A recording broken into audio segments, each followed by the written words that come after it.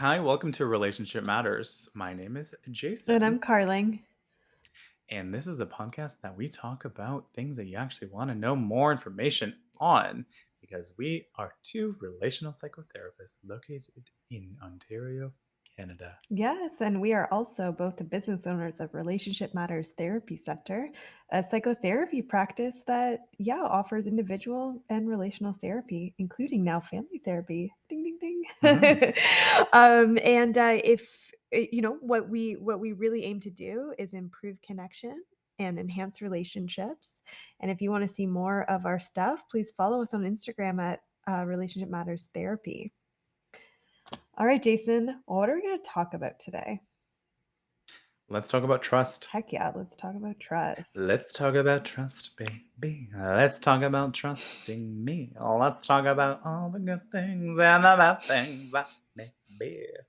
Okay, podcast There done. you go. Cool. Okay, bye. Bye. Thanks for joining. Yeah, Yeah. trust is a big one, eh? It's so um such a topic in very much relational therapy that we speak to our clients about, but also individual work. Lots of pain around breaches of Oh, trust and things like 100%. that. But let's not forget that's the personal side, but also the professional side of trust too, eh? That's a whole world that I Mhm. would say is like an underserved topic is how do you trust colleagues? How do you trust employer? How do you trust the work culture? Stuff that as, newbie business owners we've been attuning to because we've heard all the horror stories about that. So yeah, we would love to we heard from you all on our Instagram where there's Mhm. the anonymous link where you can send us questions. We don't know who's sending them, and that was a huge theme we were noticing is, questions around trust. Yep. Yeah. A lot of questions around Mhm. trust, which gets me a little bit curious around what's happening in the world that a lot of people are questioning trust Right? and experiencing mistrust. But it makes sense. It totally makes sense as to why this is a topic of conversation. So, I think first off, let's just talk about understanding what trust is, so Mhm. that we're on the same Yeah. page. So I'm just going to be quoting here a little article that speaks to trust and defines it. So I'll get us started with this. So trust, or the belief that someone or something can be relied on to do what they say they will, is a key element of social relationships and a foundation for cooperation. It is critical for romantic relationships, friendships, interactions between strangers, and social groups on a larger scale, and a lack of trust in such scenarios can come with serious consequences. Hmm. How do you feel about that definition? All of it makes yeah, totally makes sense. I don't know, it just feels dry. Feels dry, but Yeah, I don't have to moisten it, you know? But I think, like yeah, I get you it. get what I I get mean? it. But it's like, yeah, that, like, Yeah. for me, if I were to read a description of trust, that's a pretty good one. What misses in literature, right? Because of just the platform is, like, the emotional element of trust. Can I trust that my partner or my family member has my best interest in mind, not just theirs but also mine? Do I feel Yeah. the trustworthy vibe of this space, right? Is there a level of predictability in my life, whether it's with a space, whether it's with a person? um do I trust myself, right? Which is, Hmm. the way I see our identities is that there's parts of us, that might have different agendas, right? A part of me might trust you and a part of me doesn't, right? And part of me is in line with my core, Hmm. with my authenticity. A part of me might be stuck in perhaps trauma time and not so aligned with who I am in current day. So I think that trust Yeah. literature, at least from what I'm familiar with, does talk a lot about trust with like partnership, trust with other people, not so much about trust within self and our own system. We're getting more into that, but the Hmm. trust within our own system, our own self. Does that make sense? I yeah, no, I totally agree with you because a lot of the trust conversations happen at an interpersonal level, meaning that you have to have at least one other human being present in the midst of any type of trust conversation. And lo and behold, like that very same point is present in this article that I have here that has looked into trust and has researched it and has a few answers around their findings.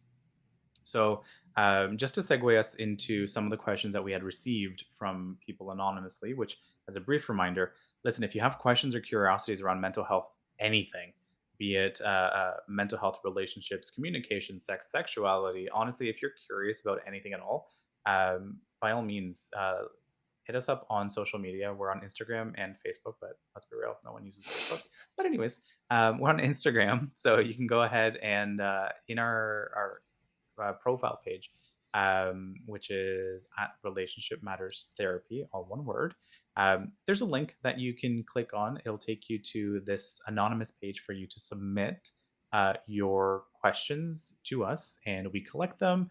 We will group them together with themes and create shows like this based on what you are looking for. Mhm. So, without further ado, here's a question, straight to the point, where someone was talking about just trust as a concept in the presence of relationships. And simply put, they were asking, why does trust matter for relationships?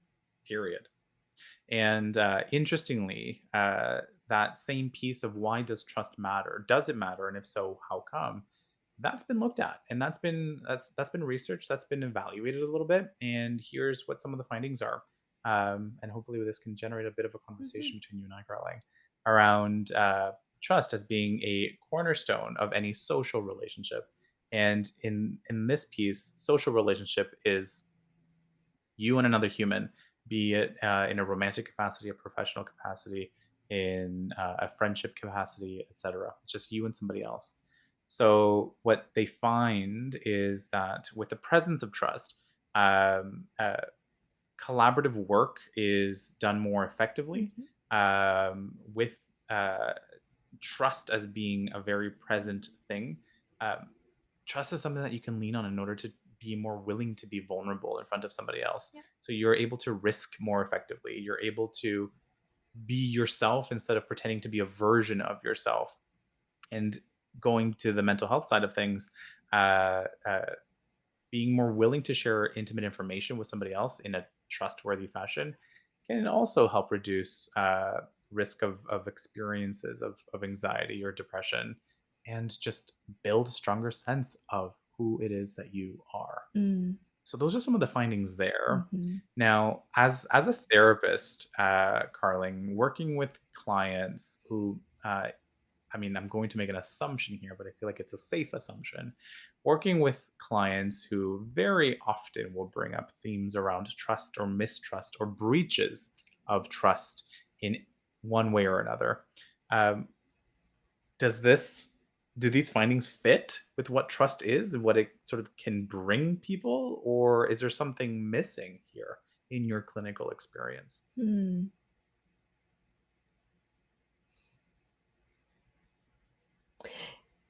I'm I'm just gonna share the thoughts that came up for me as you were like you were talking about this description that may or may not answer this question. I don't know yet. We'll see how this goes. Sure.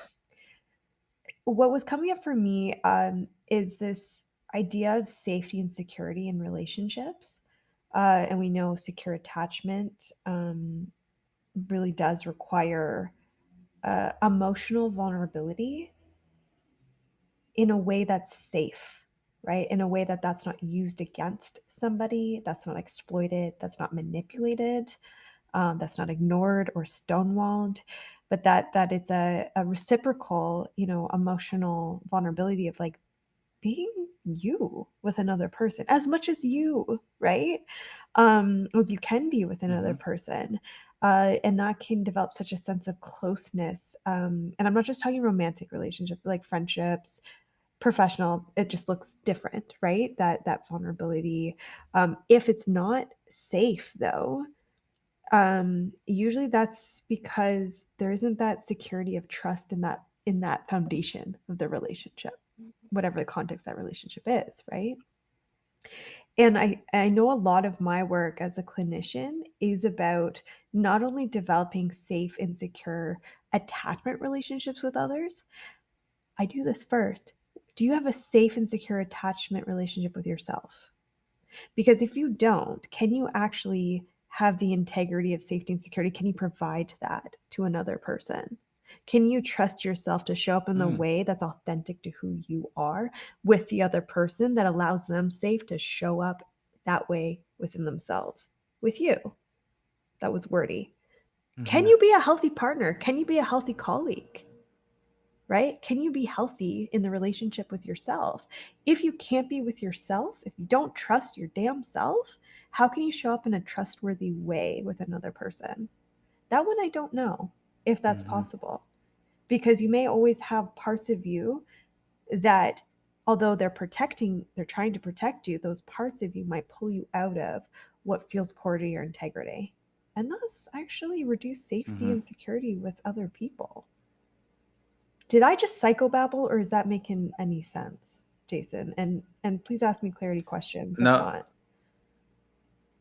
yeah, no, that it doesn't sound psychobabbly to me. I'm just hearing you share that, and I'm holding on to my own definition of trust that, for me, just works a lot better, Mhm. and this is completely a me thing. Yeah. Um, where yeah, I agree with what the earlier definition of trust um, was trying to capture there.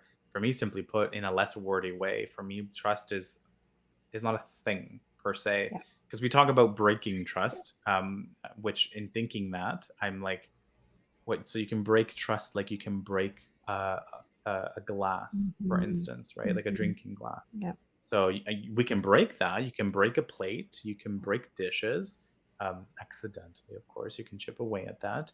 So that to me, in order to do that, that plate or that drinkware, whatever, is a real thing that you can hold, that you can see, that you can weigh, that you can measure. Like you can see it, you can hold it, you can feel it. Yep.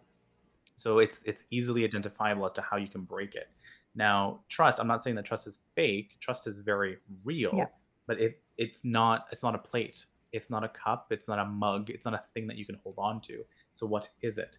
So for me, to try to conceptualize that essentially a little bit more abstract thinking is it's that belief system. It's just something that you fundamentally believe. And what it is that you're believing is to almost reiterate what you were saying earlier, is that someone else has your best interest at heart, right? And you believe that and you know that. So you know that though this thing that they just did wasn't a nice thing for you, you know that they meant well. For instance, you trust that they meant well. You trust that they were taking you into consideration.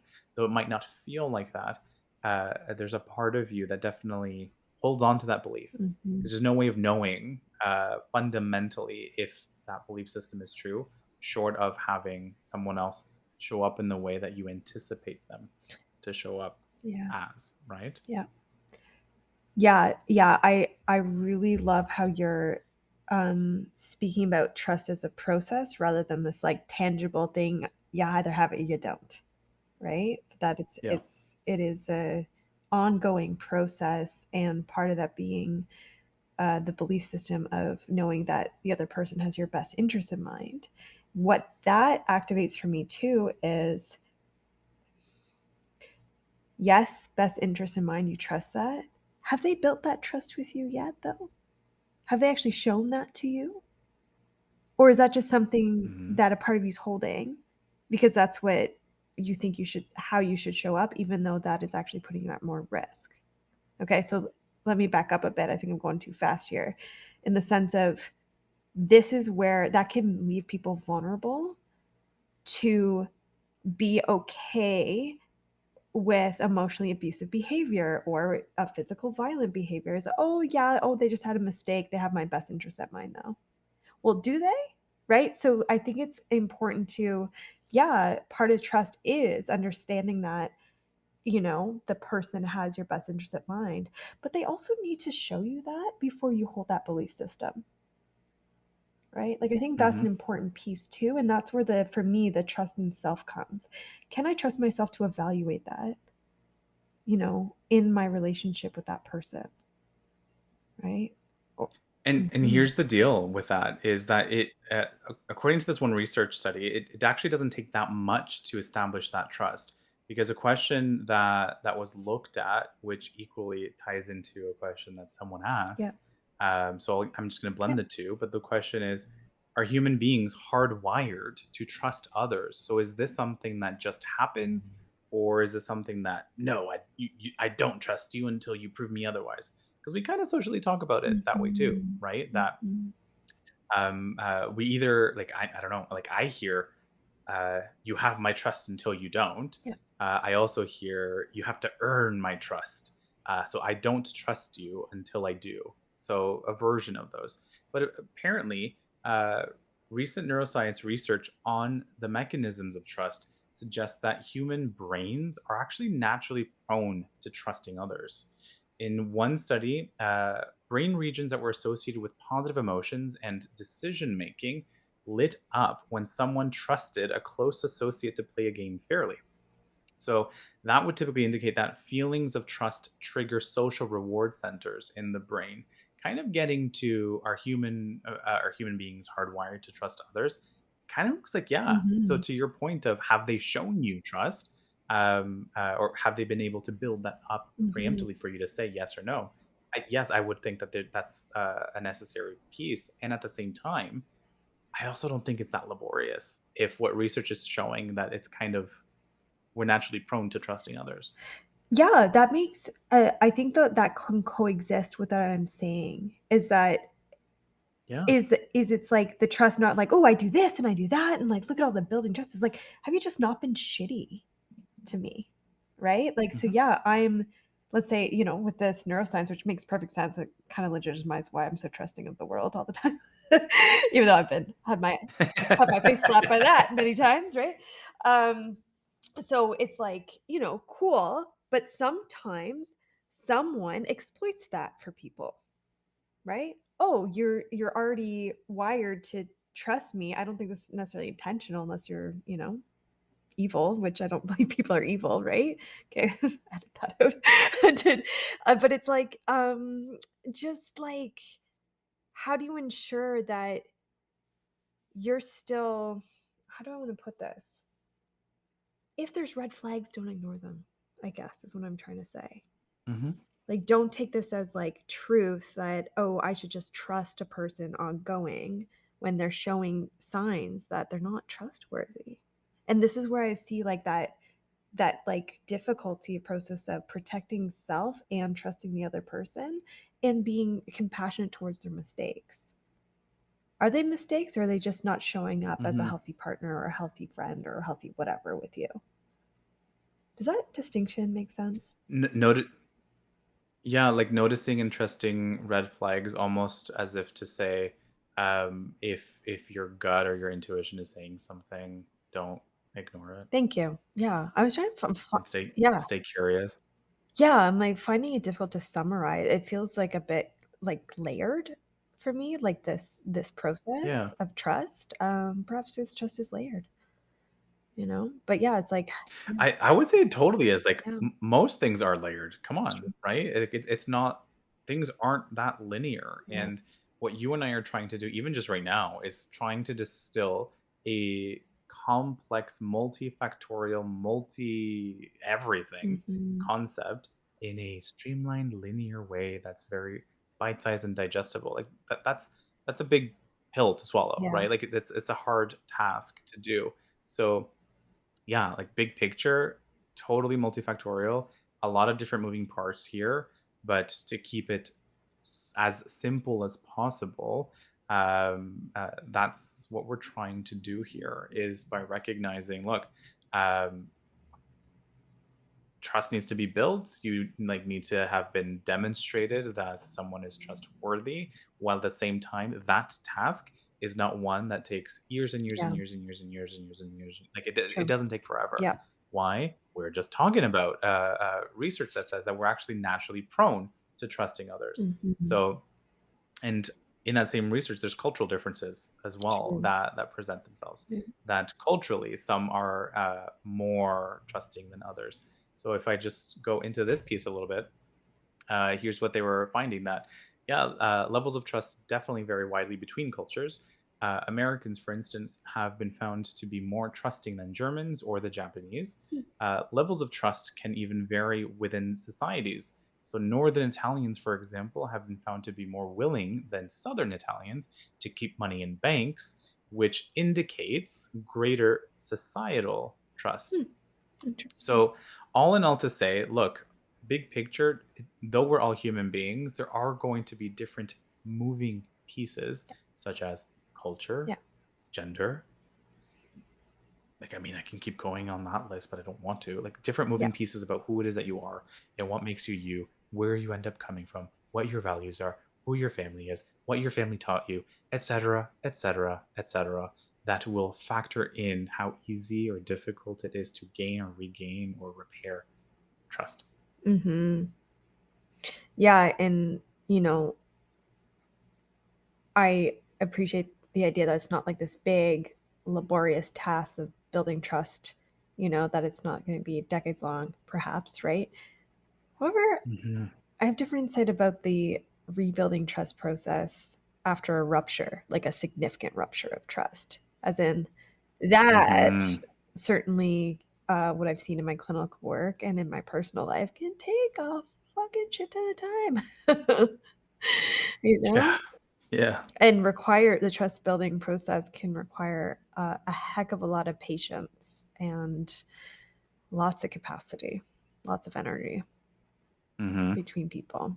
Yeah. Absolutely. Yeah. Do we have any questions, Jason, about the rebuilding trust, or am I just going on my own tangent here?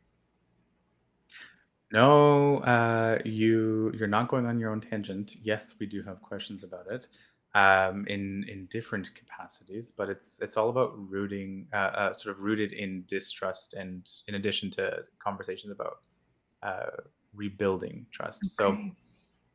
one question that speaks directly to this is it possible to rebuild trust after betrayal? And like, here's what we as relational therapists, here's what we see all the time is whether in a monogamous relationship or not in a monogamous relationship, because betrayal happens whether you're open or closed, people. Yep. Just saying. Yep. Betrayal is betrayal is betrayal. Mhm. Okay. So as relational therapists, regardless of the structure of the relationship, yeah, betrayals happen. We talk about a rupture and we explore rebuilding it. In our clinical experience, yes, it's possible, but to use your colorful words, then yeah, it takes a fucking shit long. Well, I Whatever I forget what you said. said. Something fucking shit with time. It's a fuck ton of shit time. Listen, you said something like that. That's Rewind the that's tape. all that matters. Rewind the tape. Oh, Rewind the yes. tape. But yeah, no, it's totally possible, but it's difficult. Possible doesn't mean that it's going to happen. It means that it could, That's just as much as it means that it could not. Because there's different relational satisfaction outcome studies that have been also done that look at post affair or infidelity or anything along those lines. Usually, that's what we mean when we're talking about trust and betrayal in a relationship. That basically the outcome is one of two, and it's either going to be that you guys stay together, and when you do stay together, uh, as odd as it may be to think about this in this way, staying together post affair, having done the work. Mhm. Side note, having done the work through that, people report actually get being stronger and better than ever as a result of this, because it's a difficult thing that actually is bringing people together in ways that they hadn't been showing up before. Yeah. Number one, just as much as the other possible outcome is that this is the thing that ended us. Period. Full stop. And there Yes. was no going back Yes. to us. Both of which are possible, right? And there's no way to determine what outcome is going to happen in therapy. Uh, but there are things that we can do in order to hopefully influence one outcome over the other, while knowing full well the decision of whatever happens is entirely up to the relationship itself, and each person in that relationship. So just going back to that possibility of rebuilding trust, yeah, it's possible, but it is difficult. And here's a little excerpt from the article I'm referencing that says betrayed individuals who are struggling to trust may find it helpful to work with a therapist, which is why we see this all the time, Carling. So they can also take calculated risks around those they are considering trusting, sharing a small bit of intimate information, observing how it is received and how they feel before gradually increasing their investment. Um, but rebuilding trust after betrayal is definitely possible once you're able to work through some of the very difficult and painful emotions that come with any type of betrayal or rupture, because that shit ain't easy. It is painful and it cuts deep, right? And it's painful to witness and work in that capacity. Though, for instance, myself being a relational therapist, working with many, many, many couples and individuals um, who are faced with this level of betrayal, it's painful for me to see it because there's so much hurt that's there. Yes. So I can only imagine what it would be like for those who are living it and not just giving me a peek as to what it is for them. Mhm. So it's hard. It's Mhm. doable, but man, you got to do in the work. Yeah, and it's like, um, the work of everyone involved, like, in the relationship. I'm gonna just talk about, let's say, a heterosexual couple here. Um, the absolute emotional pain I also see in the person who had the affair. Um, Also, Mhm. I've also seen the person who doesn't look like they give a shit for having the affair and actually Mhm. continue the affair, even in relational therapy when the condition is the affair. The hidden stuff needs to be out in the open for it to relational therapy to work. Yeah. And that's a huge piece of the building trust, process. Nothing hidden, nothing. It's Yep. gotta be out in the open. That's exactly it. I don't care how much shame you feel, it's out. You know? The protectors Yep. around shame need to take a step back. You gotta be out and open. Let's see your guts, your emotional guts here, right? Because if that Mhm. does not happen, trust will not be built back. It won't. And that has to be done in a safe way where everyone in this context, let's say, monogamous relationship, both people need to show up in that way, right? Um, but frankly, the person who had the affair needs to show up more. To build the trust. Like, they have to Yep. do more work, and they have to be accepting that they're the one that has to put more capacity into the work too. A way to describe this, Carling, is Mhm. that with romantic partners post affair and trying to fix things and regain trust, that process is rigorous honesty, right? Just Yes. continuous Yes. honesty, which is very intentional. It is a slow Yep. process. So it really, really, really tests the relationship, which is why there really are only two outcomes here. You either make it or it's make or break. Yep. If you make it, more often than not, you're stronger than ever before Mhm. because you've been talking in ways that you haven't. You've been sharing things that you've been hiding. You're letting your partner see you for the first time, Yes. maybe in a long time. Yes. Like these are things that you actually need to do all of the time. These are the cliched couples therapy stuff that you work on, right? Like I need to work on communication. Well, like, yeah, yeah, yeah, you do. Yep. And it's not just a lesson on, hey, what are the words that you need to learn and the order in which to say them? But understanding that communication is how can you actually show up, risk screwing up, and be willing to work through it, regardless of your screw up or not, right? Like Yes. it's about integrity. It's about how you see yourself. It's just about respecting yourself, your opinions, your thoughts, your perspectives, your values, your this, your that, Yes. while at the same time making space to respect and be willing to listen to your partner or the other person that you're talking to in Yeah. that conversation. Yep. So these things aren't small; they're significant, and it's at least for me, it's of no surprise to know that one of like the top three, like literally top three, regardless of who the couple is. One of the top three reasons couples come to therapy is because of communication, and the goal is to improve communication. Yes. Right? Like it's such a significant thing that the art of communication is something that has shifted over a period of time that we kind of need to tap back into it Mhm. because being on the couch Netflixing and both of us being on our phones while having Netflix in the background and not any one of us interacting with one another, that's not my idea of effective communication. Yeah. What are the opportunities, to not just, like, rebuild trust, but just trust that this partnership is also still here, right? 100%. Trust that partner is still here, and when I say here, not physically here. Is their soul still with me, right? Is their heart still with Mhm. me, you know? And I think that's, like, a rupture in trust that, perhaps doesn't get talked about so much. It's like, "Are you here? Am I here?" Right?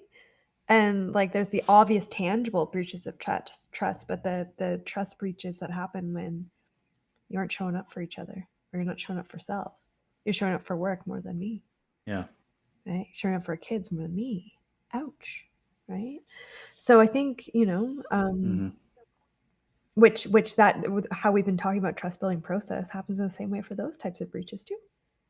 Radical honesty. 100%. Yep.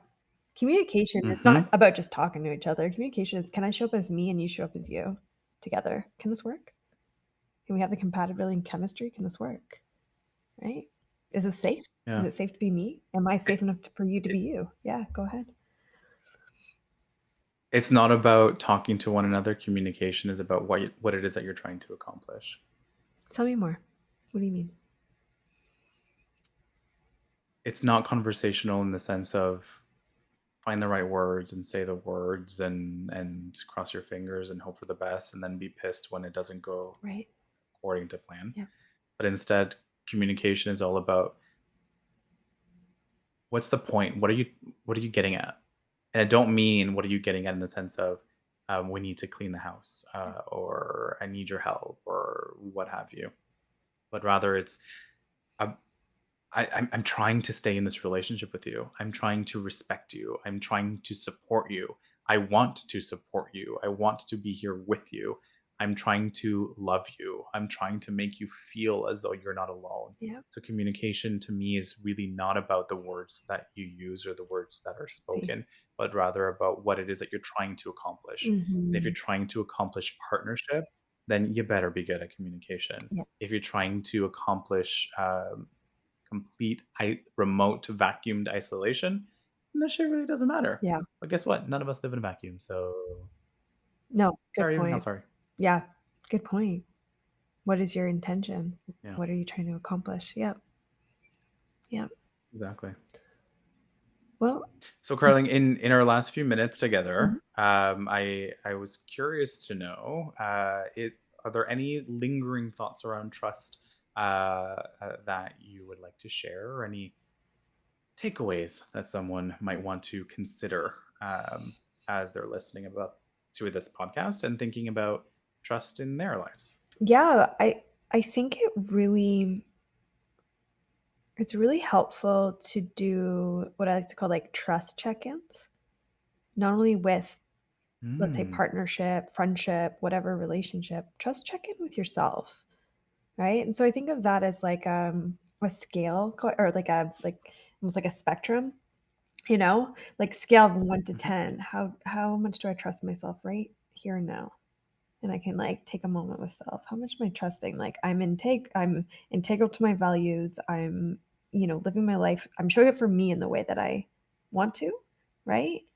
Where am I on that scale? Maybe today I'm at an 8, right?